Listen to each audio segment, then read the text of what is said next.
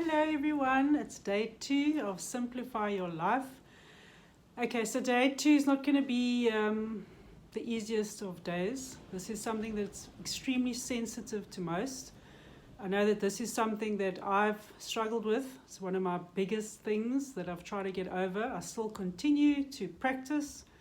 I'm definitely not where I should be, and it's called giving up the control. So yes, for me, I didn't quite realize, growing up we develop certain patterns that protects us, keeps us feeling safe as children. And for me, I only found out this about 2 or 3 months ago. I happen to be an extremely neat person. I'm a neat freak, which is very painful for the family. You get married, you have children. We moved in with my parents, so it's a house of 6, and my control was getting less and less and less. So I really struggled with this. But yes, I was on a course recently and I only figured out, and I actually burst into tears, realizing what I've actually been doing. So what I did was, my control was, as a child, as soon as I walked into my room, that was my space. I was in control of that space. So everything was immaculate. Someone walked into my room, they moved something out of place. I tried to act all cool and calm, but the heat was rising. So as soon as they left my space, put everything back where it belonged. And this carried on right through adulthood, only until, yes, my kids were a certain age and I started realizing I'm going to scare them away if I don't actually give up this control. Even my sister-in-laws used to tease me years back and say, okay, so, because when they all turned up to our house, it was a lot of fun and chaos and kids and adults, everything going on. And they said, okay, we're leaving now and we know what you're going to do. You're going to go into your lounge and put every last ornament and thing back in the place that you like.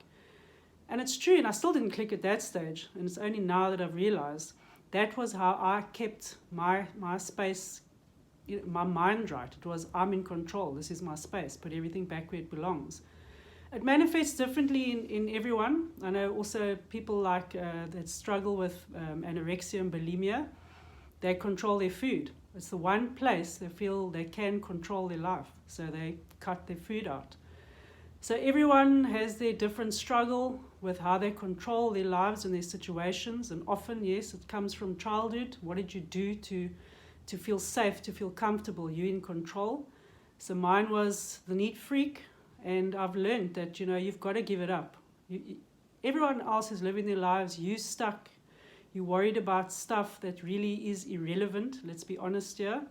Try and give up the control. And it takes practice. So my practice for my neat freakness, I used to maybe see a cobweb in my house, and I used to look at the cobweb and go, I see you. I'm not going to do anything about it. I'm going to leave this space. And I left it there for days, weeks. Now for me as a neat, or should I say a control freak, took a lot of strength to leave that there. So yes, like whatever it is that you're struggling with, keep practicing, trying to see, okay, what am I doing? Is this working for me? Is this just wasting my time? Am I scaring people away from me? Is this good for my mind? So yes, please try and give up the control. Rather put your energy in places, so like I did, remove myself from the cobweb and say, I see you. I'm not going to do anything about it. Move into another space.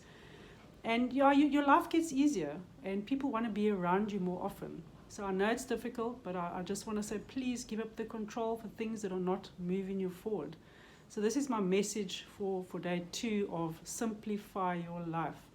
If I'm not making sense, or if you need more assistance, please send me a message and we can discuss it. If you would like some life coaching with me to help you move forward in your life and get over your struggles, contact me. I'm always available. I'm a friendly person. Don't be scared. Don't be shy.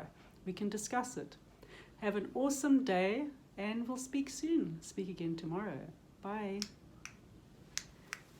I'm struggling with this little remote. It doesn't want to work, so be patient.